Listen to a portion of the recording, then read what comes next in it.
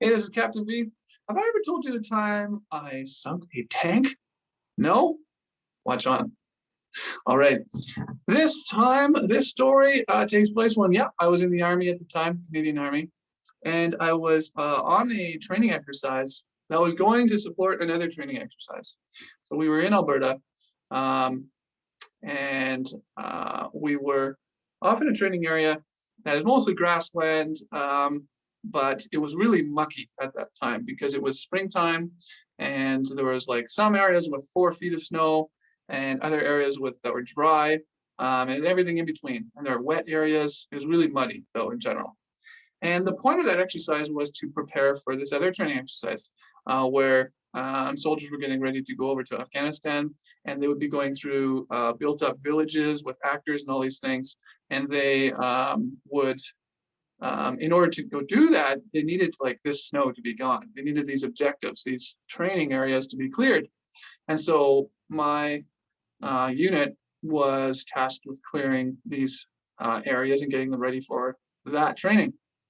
Now, I was a officer at the time. I think I was a lieutenant at that time, and I was sent out to clear one of these training areas, one of these objectives, with a tank. And it was a tank with basically a snowplow in front of it in order to clear the snow and let it dry up for that training. And so it was just myself and a driver. I'll call him Hammond, not his actual name, but I'll call him that. And Hammond and I were heading out there alone, way off. And later in the day, we're supposed to meet up with another officer. I'll call him Jack, and a soldier as well.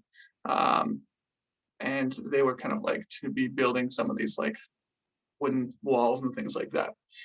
So off we go. It should be a good day, pretty easy day. Just go basically operate a snowplow off in this objective.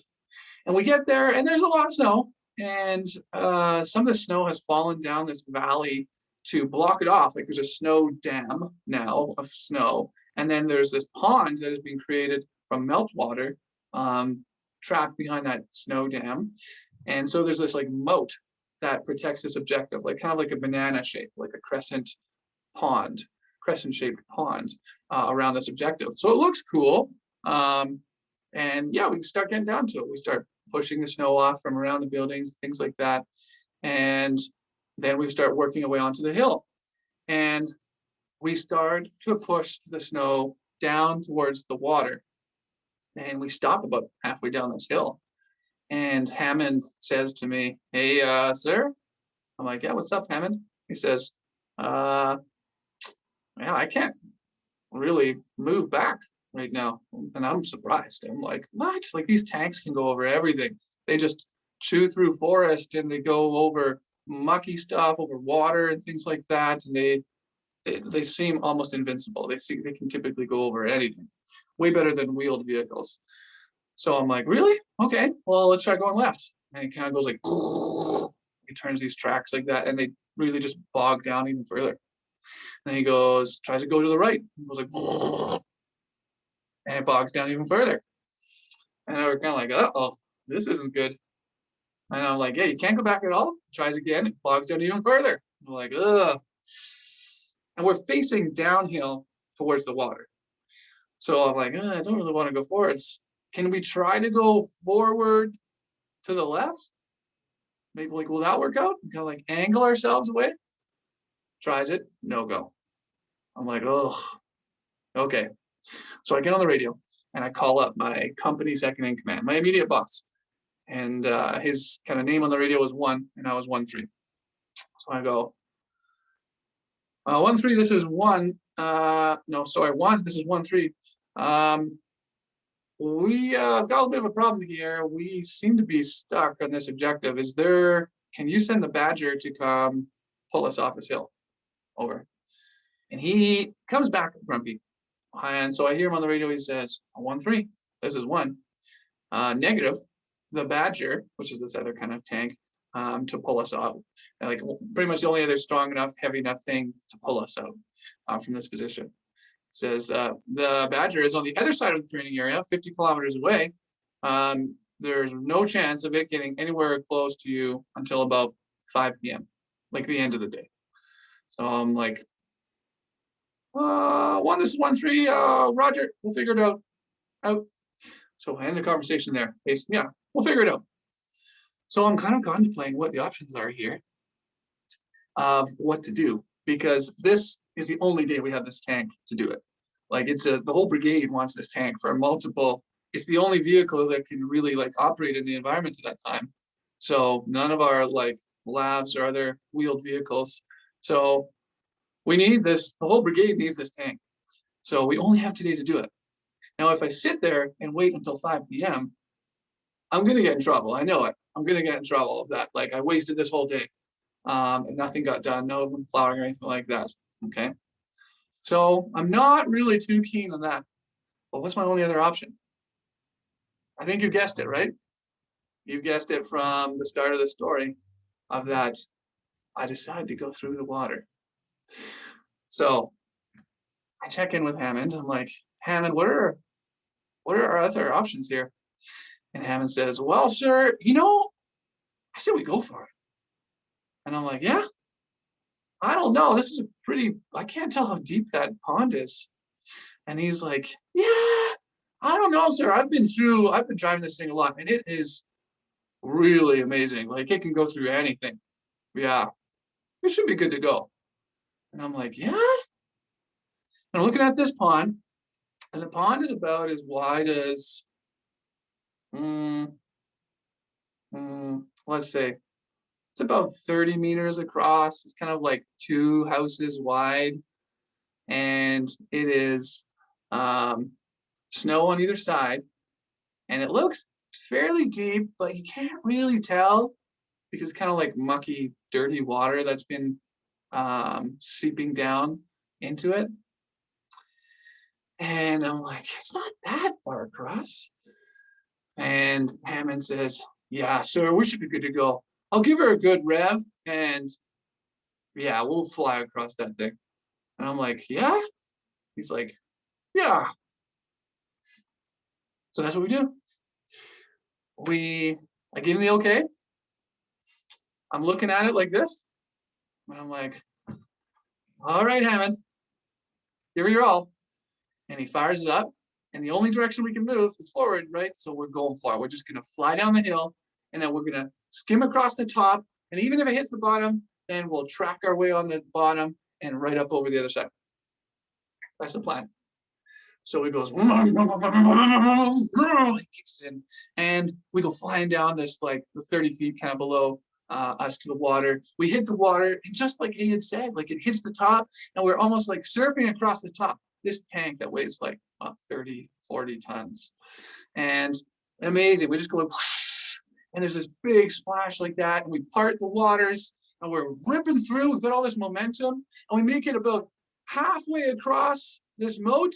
And then we stop, and we kind of start to sink a bit. And I'm like, oh, crap. And and Hammond chuckles. He's like, oh. And that's a bad chuckle, right? I know that chuckle. And he's chuckling, right? Because he's not really responsible. He was ordered to do this by me. Right? So he's not really responsible for this. I am the one responsible for this. And he's like, whoa. So I'm like, okay, Hammond, can you start going forward now? Because we've sunk now down and our tracks are on the bottom. But I'm like, okay, can you try moving forward now? And he goes like, and it just goes, and it's a snowy bottom. So we're digging ourselves deeper and deeper into the snowy bottom, and therefore sinking the tank deeper and deeper.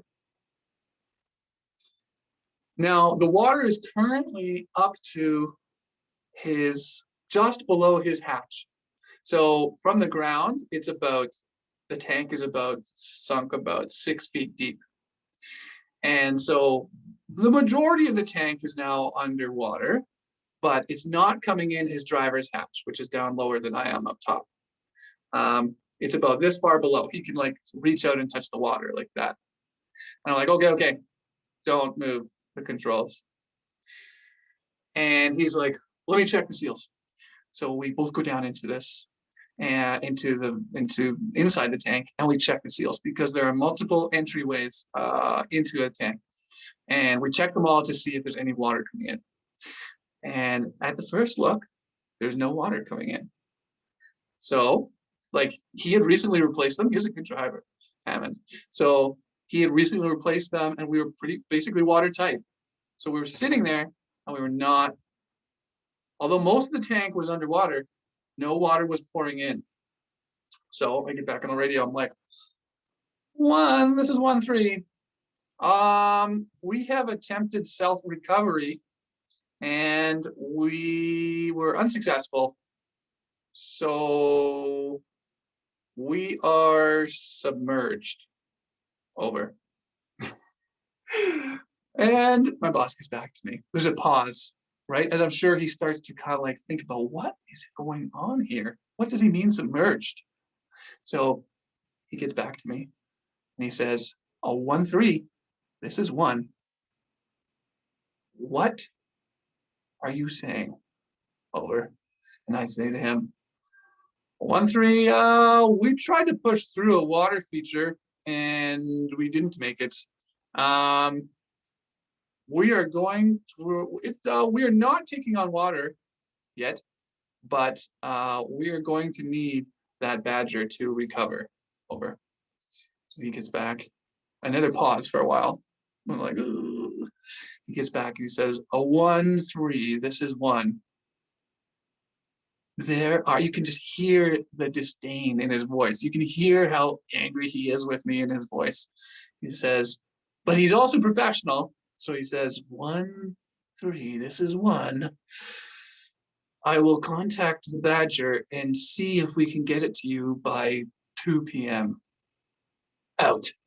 So he ends the conversation on me. It's like the worst thing you can do to people, right? I'm ending the conversation on you. So that's what he does to me. I'm like, okay. So I go back inside and I get off the radio and what do I know? I see Jack, this other officer, arrive with the soldier with him. And he's like, oh, Captain V. Well, Lieutenant V at that time. Whoa, Lieutenant V, what have you done? What have you got yourself into over there? And I'm like, yeah, Jack.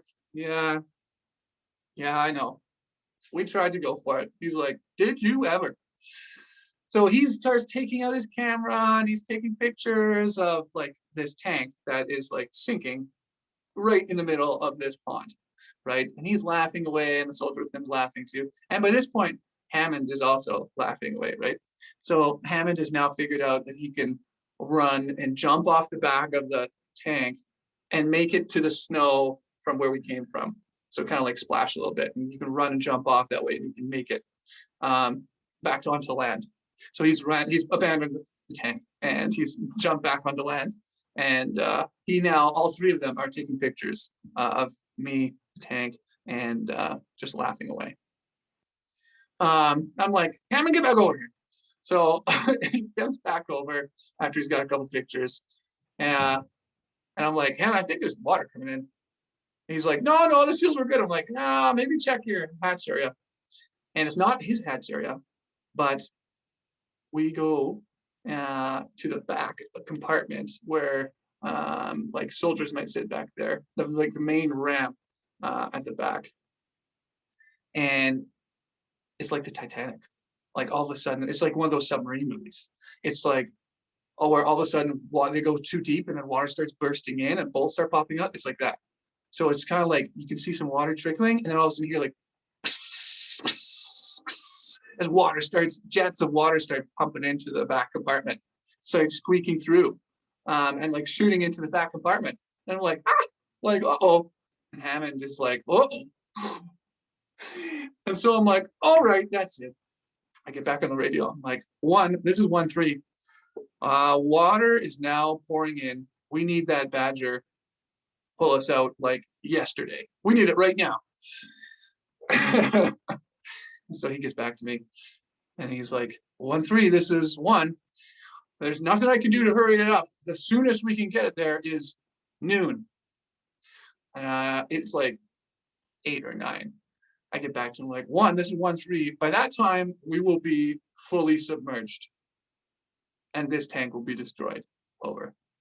Another silence. He comes back on. 1-3, this is 1. Noon is the soonest. Figure it out. Out. I'm like, ugh. So Jack, Hammond, the other soldier, they're now, they're still laughing away. Generally kind of making fun of me for this decision that I had made. And Hammond, though, is like getting things to try to like soak up the water. He's trying to use rags and other things like that to soak up the water as much and try to basically bailing out the water out of it. But so he's doing a good job trying to keep the water out, but it's now pooling in the bottom and it's starting to rise up from the floor. Now, you don't want to sink a tank because there are tens, hundreds of thousands of dollars of equipment.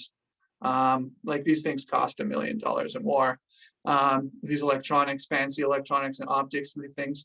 If this tank sinks, it will cost probably at least $1 million. Like it will be catastrophic. So, and it will be completely a write-off like that if I let the water come all the way through. It'll just fry all the electronics and all that stuff. So I am like, oh, what do I do here? So Hammond is doing what he can. He's he's soaking up the water. He's trying to bail out the water, but it's coming up faster than he can get it out. So I'm like, oh, so I pop up out of the hatch and I look around. Have you figured it out? What I'm going to do to save this tank? Yeah, think about it for a second. What would you do knowing the information that you have? How can you save this tank? What could you possibly do?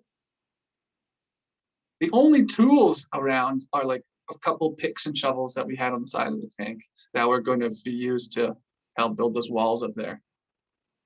So what could we possibly do? Well, I think about it. I think I can't stop the water from getting in. And if I can't stop, and I can't get this tank out of here before it kind of moves all in at that, before then. So what if I think about it a different way? What if this pond weren't here? If I could get rid of this pond, then the water wouldn't come into the tank through the back door or anything. So how can I do that? I look at the snow dam. Snow dam is about 50 feet away. And I'm thinking like, what if I could break that snow dam, then the water from this pond will pour out and then there'll be no pond. So Jack is still laughing away. I say to Jack, rip apart that little piece of village up there and get as many 2x4 pieces of wood as you can. And he's like, what? And he doesn't follow me yet, but he does it. And so the other soldiers do that as well. And we all get 4 2x4s, so about 8-foot long pieces of wood. Okay, kind of like a big beam of wood. And we come down to the snow dam. And the snow dam is about 4 or 5 feet higher than the water level. And then it goes all the way down, maybe 10 feet down to the ground. So we got a ways down to go. But I said, okay, we're going to use these 2x4s and we're going to dig the channel. We ditched the tank. Okay, we've all jumped off of it now, Hammond and I both, and we've gone over the snow dam, and we all in a line. We don't need to do the entire dam. The water will do the rest. If we can create a channel for the water to go, then the force of that water will push open the dam itself. Okay, just like that, the sheer physics of water like that. So, and I've seen that from different things in the past. So we dig this channel. We dig a channel just as wide as a 2x4, just that wide. Down like 4 inches wide, down straight across this snow dam. And we were just like, 4 of us at the same time. and we dig it down, and the water starts to come through, and we keep going, and the water starts to pour through more, starts to pour through more, starts to pour through more, and sure enough, it just carves it out. Once we got it about a foot deep, it just starts to pour out of this thing, and it carves it out, and it just breaks open this dam, and it's like, I don't know, it's like Lord of the Rings when that dam comes bursting through, and it just pours down through that valley. It just pours out of this and goes pouring out like that. And I hop back on the radio. I give my boss the update, and he's like, doesn't say too much. And anyways, it pours on out. The highest the water got in the back was about this high, and it didn't fry any of the electronics. And gradually, this entire moat pours down into this other kind of grassy valley and just spreads out down there.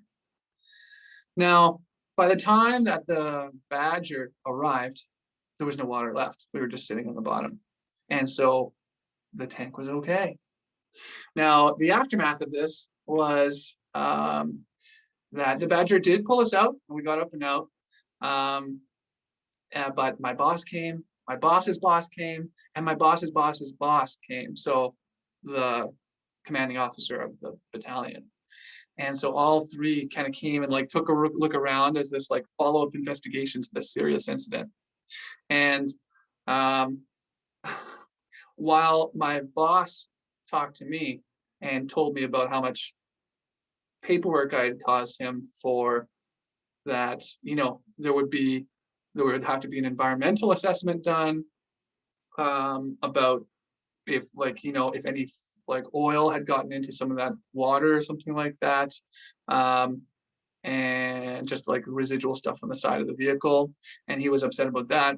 While I heard that, I also got heard later that my boss's boss and my boss's boss's boss, they were walking around and they were talking about how silly I was. Okay, like this was such a silly decision. And they're just, you know, agreeing with each other about this. Like, can you believe this happened? And then they turned to Jack. Jack was still there. And so my boss's boss said to Jack, Jack, what do you think? Captain V or Lieutenant V. So silly, right? And they used harsher words than that. But Jack had my back. Jack was a really solid guy, a friend of mine, and still is. And Jack said to his boss's boss as well, no, sir. You know, if it was me, I would have done the exact same thing. And my boss's boss just turned to the commanding officer and was just like, these two. Ugh. And they kind of called him some names and sent him away. But in the end, that major, so my boss's boss, ended up telling me later, like, Captain V, had you not caused that whole incident, you might have received a medal for what you did in order to save the tank. But you caused it, so we'll just call it even. So that was the end result, is that I didn't get any pat on the back for saving this tank, but I did not get in trouble, really, because the tank was okay. And we did lose some time for snow plowing, things like that, which we were able to continue on with afterwards. But in the end, they thought maybe the ingenuity of recovering, self-recovering, made up for some of the not so genius things, not so genius decision-making of getting myself into the situation in the first place. I hope you enjoyed that story, and we'll see you next time.